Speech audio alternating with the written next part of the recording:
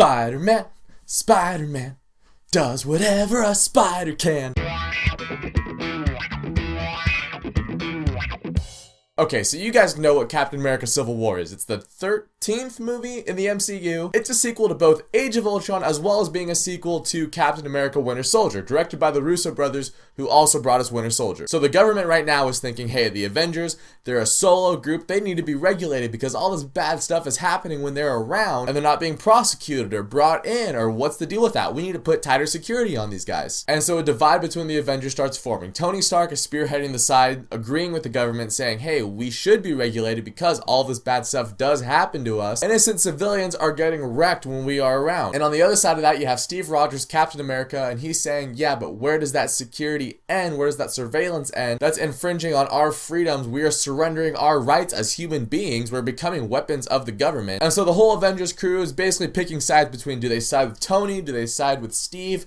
And the Civil War. I'm not even going to give some prolonged intro for this thing. This movie was freaking awesome. And I'm not just saying that as a Marvel fanboy, because I'm not a Marvel fanboy. I've read the Civil War comic, but generally speaking, I don't read a lot of comic books. Most of what I know comes from the movies. So I don't care if Nick Fury's white or Spider-Man has web shooters, or just give me a solid movie. And this movie delivered in every single way that it could. Since there's so many characters in this movie, it'd be easy to make this like Avengers 3. And it kind of is, but ultimately this movie does focus on Captain America. It is a proper sequel to Captain America the Winter Soldier. The events of Winter Soldier tie into this movie. The relationship between Steve and Bucky, that is in the forefront of this movie. Everything else, the Civil War stuff, is ultimately a result of the relationship that Steve and Bucky have in this movie. Bucky is a fugitive. There's people that want him brought in for justice, and Steve is saying, hey, he was brainwashed and he didn't know what he was doing. My friend is still down there somewhere. We saw that at the end of Winter Soldier, and you're seeing it more here, and I just love that relationship, and it's causing stress on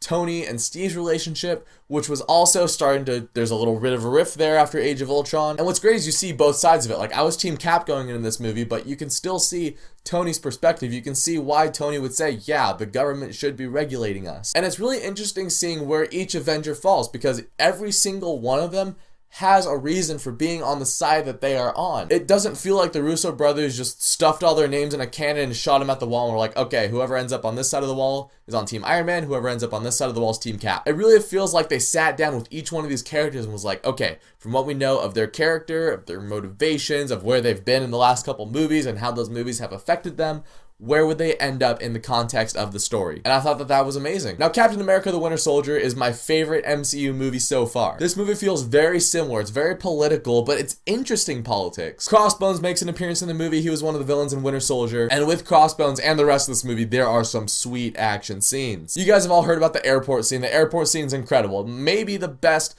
fight in any comic book movie. The movie starts out with a great action scene. The part where Black Panther is chasing Bucky through that tunnel that you saw in the trailer, that scene's incredible. And hats off to Chadwick Boseman as Black Panther. He was, I don't know a lot about the character of Black Panther, but he was everything that I hoped Black Panther would be. You know, the Marvel Cinematic Universe is generally lighthearted. This guy's out for blood. He wants to kill Bucky Barnes, and he's got good reason for it too. Just like all the other characters, they set up his motivations of why he feels this way. But seriously, he's all business. There's some scenes when the Avengers are throwing some quips at him, and he's like, nope, let's get back on the target. It was just kind of funny. He's such a serious character being in this movie, but he works perfectly. It's not like he was out of place because he didn't fit the tone of the movie. And also talking about newcomers into this movie, Tom Holland, Spider-Man.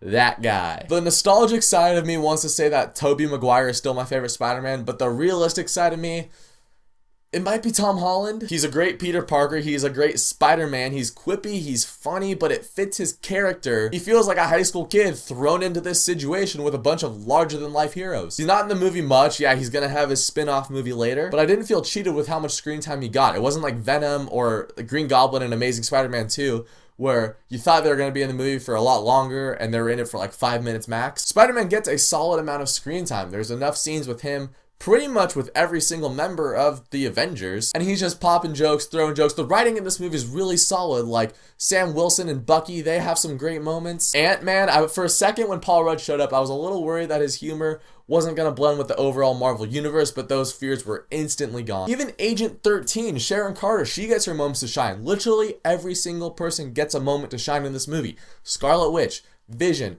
Black Widow, Hawkeye, Ant-Man, just all of them are amazing, and I don't feel like any of them got shortchanged. Are there problems with this movie? Not really. I would say the one problem would be Daniel Bruhl as the villain. It's not that he's bad. At the beginning of the movie when they're setting him up, I was kind of like, alright, let's get back to the Civil War stuff. But near the end of the movie, I got his motivations, I got what he was feeling. I didn't feel like he was completely necessary for the story, but I wasn't upset that he was there either. He just kind of gets overshadowed because we're with these other characters that we've known for 8 years now, and those heroes are just more interesting than someone who we've only known for one movie. There's literally so much to talk about in this movie. I probably forgot a lot of things, but all you need to know is Captain America Civil War is an amazing movie. They juggled every single person that they needed to. They put in tension, tone, emotion, depth, great action, great script, great characters. The Russo brothers did it again with this movie. It's probably tied with Winter Soldier for my favorite Marvel movie at this point. I only saw it a couple hours ago, and I gotta rewatch it a few times, but that's what I'm feeling right now. And guys, thank you so much for watching this video. If you liked it, click subscribe, check out some of my other stuff. I'll also have a spoiler review for this movie coming out hopefully this weekend, so I'll see you guys for that in a few days, but until then,